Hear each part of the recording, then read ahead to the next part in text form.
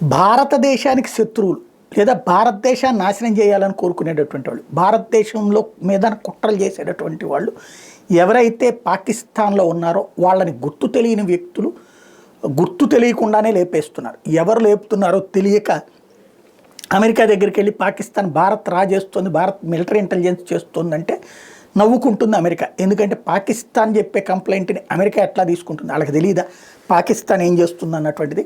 ఇప్పుడు అట్లాంటి దాంట్లో ఒక తాజాగా కీలకమైనటువంటి ఘటన చోటు చేసుకుంది. భారత్లో అల్లకల్లోలం సృష్టించేటటువంటి ఘటనల్లో కనీసం 5-6 ఘటనల్లో సూత్రధారి, అదే సమయంలో కాశ్మీర్కి సంబంధించి తీవ్ర కుట్రలు చేసినటువంటి వాడు, రీసెంట్గా కాశ్మీర్కి సంబంధించి మరికొంతమందిని పంపించే ప్రయత్నం చేసినటువంటి వాడు హక్కాని. మనకు కొన్ని సినిమాల్లో కూడా వాడి క్యారెక్టర్ని వాడారు, ఆ పేరుని వాడారు. హక్కాని అనేటటువంటి వాడు ఎవడైతే ఉన్నాడో వాడు చాలా రోజులు అంటే ఇప్పటికి కూడా ఉగ్రవాద శిబిరాలు నడుపుతూ ఉంటాడు.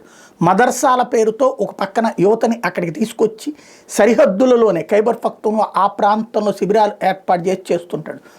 వీడే హక్కాని అనేటటువంటి వాడు అత్యంత కీలకమైనటువంటి వాడు ఉన్నట్టుండి చచ్చిపోయాడు.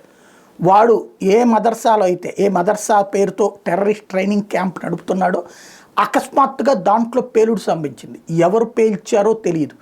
అందులో హక్కాని పోయాడు అన్నటువంటి విషయం ఇప్పుడు పాకిస్తాన్ ప్రభుత్వం అధికారికంగా ప్రకటించలేదు. కానీ ఎందుకంటే అసలు అక్కడ మదర్సా అన్నటువంటిదే చెప్తూ తప్పించి అదే అక్కడ తీవ్రవాద శిబిరం అని కూడా చెప్పదు.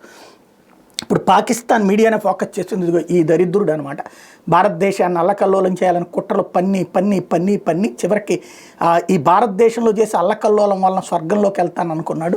ఇప్పుడు వాడిని ఆ స్వర్గం దగ్గరికే పంపించేశారు. స్వర్గానికే పోయాడా నరకానికే పోయాడా అన్నటువంటిది భగవంతుడు చూసుకుంటాడు. ఇలాంటి రాక్షసుడు తాజాగా అంతమైనటువంటి పరిస్థితి. టోటల్గా చూసుకుంటే క్రమంగా పాకిస్తాన్లో ఇప్పుడు ఒక రకమైనటువంటి వణుకు, ఉగ్రవాదాన్ని ఇదివరకు దర్జాగా నడుపుతూ భారత్లో ఉగ్రవాదం నడుపుతూ పాకిస్తాన్లో దర్జాగా బ్రతికేవాడికి ఒక్కొక్కడికి ఓ రకంగా సుస్సు పడుతోందని చెప్పాలి.